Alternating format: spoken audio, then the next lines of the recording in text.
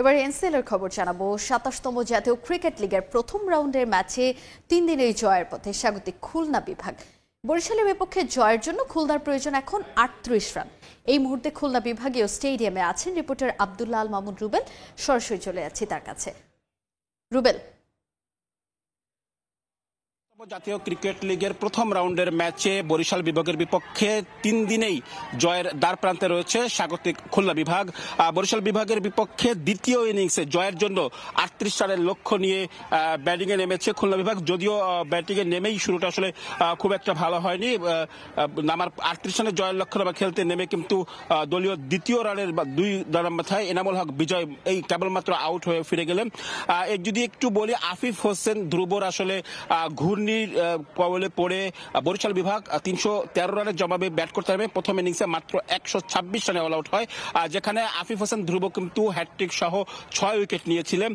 ফলোঅনে পরে ফলে বরিশাল বিভাগ ফলোঅনে পরে দ্বিতীয় ইনিংসে ব্যাট করতে নেমে আজ তৃতীয় দিনে মধ্যাহ্নবিরতির কিছু সময় পর পর্যন্ত তারা আসলে ব্যাট করতে পারে এবং এই সময় তারা কিন্তু আসলে ২২৪ রান করতে সমর্থ হয়। এই ২২৪ রানের মধ্যে তাদের হয়ে সর্বোচ্চ রান করেছেন ইফতেখার হোসেন ইফতি, তিনি ৪০ রান করেছেন। এছাড়া ৪৪ রান করেছেন শামসুর রহমান শুভ।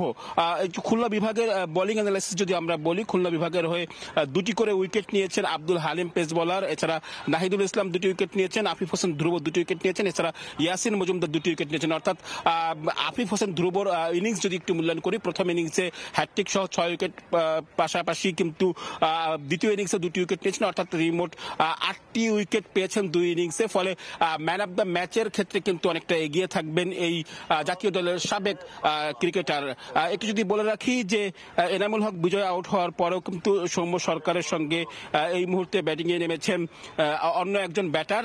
তাদের আসলে লক্ষ্যমাত্রা ৩৮ রান এবং এই ৩৮ রান করলে কিন্তু ম্যাচের তৃতীয় দিনে কিন্তু আসলে জয়ের দেখা পেয়ে যাবে। একটু যদি বলে রাখি যে এই জাতীয় ক্রিকেট লিগের খুলনার যে বিভাগীয় স্টেডিয়াম, সেই স্টেডিয়ামে কিন্তু আমরা দেখেছি যে দর্শকদেরও উপস্থিতি ছিল এবং এখানে কিন্তু ম্যাচের যারা আসলে এখানে যারা সংশ্লিষ্ট রয়েছেন তারা আসলে ম্যাচের আয়োজনটা কিভাবে হয় সেভাবে কিন্তু বিসিবির পক্ষ থেকেও আসলে বিভিন্নভাবে আয়োজন করা হচ্ছে। তো আমার কাছে এই ছিল খুলনা বনাম বরিশাল বিভাগের মধ্যে জাতীয় ক্রিকেট লিগের ম্যাচের সর্বশেষ খবর।